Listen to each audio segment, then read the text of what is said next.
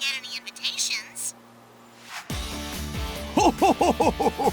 Hello, Blue Hedgehog. I am Dodonpa. Ooh, getting obscure on us now. Are you ready to prove to me that you're the fastest? Fastest is Sonic's middle name. But what's this race all about? Your invitation was skinny on details. Details are quite unimportant. Dodonpa. Team Sonic Racing is the third game in the Sonic Racing series after Sonic and Sega All-Stars Racing and Sonic and All-Stars Racing Transformed, and it's developed by Sumo Digital. After Sega realized that people only cared about this half of the title, they decided to go fully into making a racing game for Sonic and friends without Danica Patrick and Wreck-It Ralph. But dropping the other Sega characters isn't the only change to the formula. The thing separating Team Sonic Racing from almost every other kart racer on the market is a team mechanic being the focus of each race. So does the focus on teamwork separate this game from other racers on the market? That's what we're here to find out. This is Team Sonic Racing.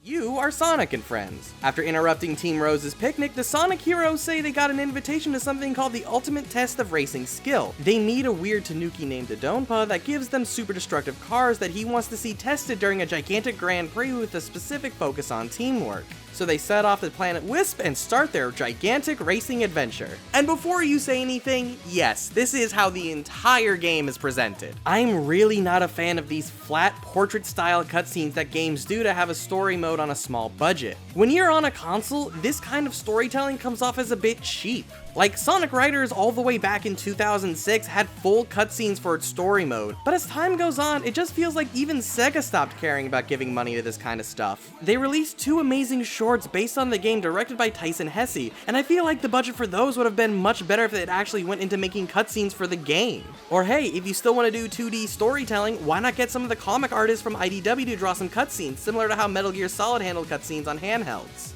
And honestly, that's all the complaining I'm going to do about the actual story itself, because it's so unimportant to the experience that even the game tries to make you skip it. When I started the adventure mode, I thought cutscenes were regulated to the end of chapters.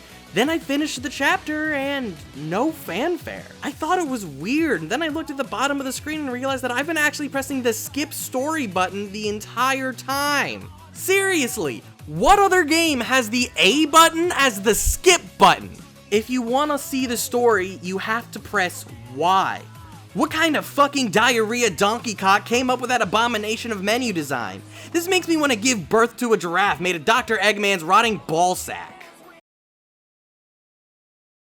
The adventure mode is laid out similarly to a classic Mario map, with branching paths leading to optional extra levels that lead to more challenging races. Most of the chapters are just individual races that end with a Grand Prix or a similar race. But moving forward in the story, you unlock more of the racers you can use. There are some races in here that just make me nope on out of here. Any of the bonus races really aren't the most fun. The ring one is a fun enough time, even though I can only ever get a bronze medal on any of them. But these Daredevil races can just fuck right off. To get points, you have to skid into the yellow side of these posts, and the red side just adds to a score multiplier. But for the life of me, I cannot drift into these. These Daredevil races are the only ones that I don't even bother to try in adventure mode because it just seems like a huge waste of my time. The writing is also very cheesy, as to be expected in this kind of game. Absolutely no one is taking anything in this situation seriously. All the characters act like it's just a fun little reunion, and that is something that is pretty awesome, honestly. The fact that the characters just roast each other as they're driving injects a lot of personality into the game and just giving it that little hedgehog charm. Love me some bounce pad. Oh god. The music is also entirely perfect. Shun Sonoe came back as the composer, and everything in this soundtrack is just excellent. He brought the band back together, and now we get a brand new Crush 40 song in Green Light Ride. I love this song. It really feels like the super classic sounds of Crush 40. So before Crush 40 became Crush 40, they were known as the Sons of Angels. They did the music for Sonic Adventure, Do an Open Your Heart, but in between Sonic Adventure 1 and 2, they did a lot of Sega arcade racing games, and let me tell you, those songs are some of their best work. Green Light Ride fits right into that classic library. It's like they've come full circle. They went from doing a bunch of music for racing games to doing a bunch of music for Sonic games to making a fantastic song for a Sonic racing game. But my fanboying aside, going back to his roots isn't the only thing Jun Sonoe did with this soundtrack. Most of the tracks in the game are from different Sonic games, remixed by other great Sonic musicians like T-Lopes and Hyper Potions from Sonic Mania fame, and they do an incredible job. It's just fans making music for the character they love. Now, switching gears into the actual gameplay, it's a lot like if Mario Kart and Sonic Heroes had a baby. First off, if you're used to Mario Kart controls, switch this from A to B. It will save you a massive headache down the road. You can collect wisps to use as weapons against your rivals, you can drift to get speed boosts while driving, and depending on your driver, you have a basic ability. Speed drivers are the fastest and have a defensive shield whenever they activate a second level of boost. Technique drivers have the highest acceleration and handling, as well as being able to drive over any terrain and have the furthest reach for rings. Power types can smash into obstacles and never spin out. Each type also has their exclusive items that play to their strengths. And now all of this leads to what I think is going to be the most divisive part of this game for most people.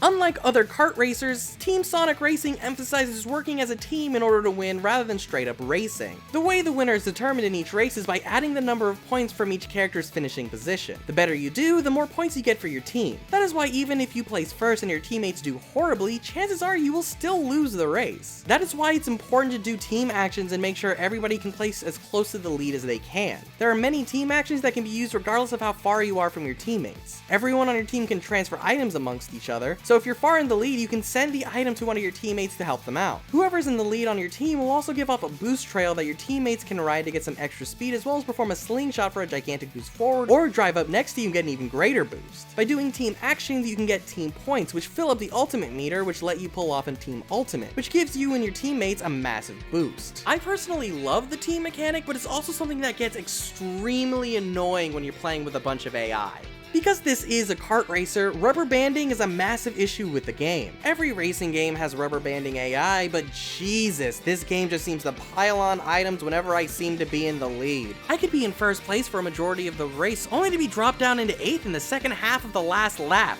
And whenever the enemy racers start to rubber band towards me, my teammates never do and always seem to fall behind super quickly. There really isn't much you can do if your teammates are far behind other than keep sending them items and hope that they can build up your team ultimate meter. Each racer has their own car that can be customized with car parts that you obtain by getting the maximum score in Grand Prix that allows you access to the shop to get special items. Gotcha! Yeah, after every race, you're given mod points, which you can spend on getting a mod pod, which can either be a brand new part for someone's car or other customization options, or something as trivial as an item to make the adventure mode a little easier. With a system like this, I don't understand why they had to fall back on a gotcha mechanic. There are no microtransactions in this game, so the only way to get points is by actually playing the game, but why not just have a store? This isn't a card game where randomness is inherently built in, it's a racer. Imagine if you went to an auto shop and you really wanted a new decal for your car and they gave you an engine for a car you don't own. For a game that advertises how much you can customize your vehicle to make it uniquely yours, it is really difficult to get exactly what you want. Some of the car parts you can obtain are also legendary parts, rare versions of the parts that each character has. I thought they were more powerful versions of the same parts, but no. They're only golden versions of the exact same parts with the exact same stats, meaning that functionally they're exactly the same, but you cannot customize them, which is kind of lame when customization is one of the main features of your game. And this is a kart racer, so the other main feature is the multiplayer. I gave the online mode a whirl with Crazy 12 Eric on my Discord, and it was a blast. Nice. The netcode was pretty solid the entire time and I never experienced any lag at all. But when it comes to the multiplayer options, a lot of it seems baffling to me. For a game with a co-op focus, I was shocked to find out that you couldn't squad up for multiplayer matchmaking. Like, what? You expected me to run into ranked multiplayer in a co-op focused game without a squad I trust? Well, since we couldn't do matchmaking together, we made a custom lobby and just went through every race type. The game really wasn't as varied as I hoped it would be. There are some cool ideas that really do take advantage of the team aspect really well. The one I found most unique was the King of the Hill race, where the goal is to keep someone on your team in first place as long as you can. But the other modes just seemed very lacking. Nothing else really took advantage of the team aspect, which was disappointing, and the solo race options just made me feel like I should play Mario Kart instead. Something I do like that I feel like makes up for it a little bit is the fact that the main adventure mode can be played co-op with up to 3 people locally. But I was disappointed that you couldn't go online with it at all, especially when I realized that there were some races that were unique to the single player, like the elimination race. I'm honestly a bit disappointed because I feel like they didn't take the team aspect as far as they could have for the multiplayer. Team Sonic Racing is a pretty competent kart racer. Other than the team mechanic, there really isn't much to make it stand out from other kart racers on the market. If you're looking for a good Mario Kart clone for your Xbox One or PS4, this is a pretty good supplement. But on the Switch, I feel like you're just better off buying Mario Kart 8. Team Sonic Racing is fun and chaotic, but I feel like it doesn't do enough to really stand out compared to Mario Kart. Mario Kart 8 Deluxe has a bit more content done with a bit more polish. And because of how central the team mechanic is, Team Sonic Racing almost requires other friends willing to play the game with you. Because like all other racing games, doing everything solo will start to get repetitive, doubly so for this game that requires you to also make sure your teammates are playing competently as well. And that's what I thought of Team Sonic Racing. I would love to hear your guys' opinions, so please leave a comment down below telling me what you thought of the game. And do you happen to have the game for the Nintendo Switch? Then please join my Discord so we can get a community night going. Link is in the description down below. And if you want to see my opinions on other Sonic games, then please click this playlist right over here. And why don't you also subscribe so you know whenever I post a new video. Thank you guys, and I'll see you next time.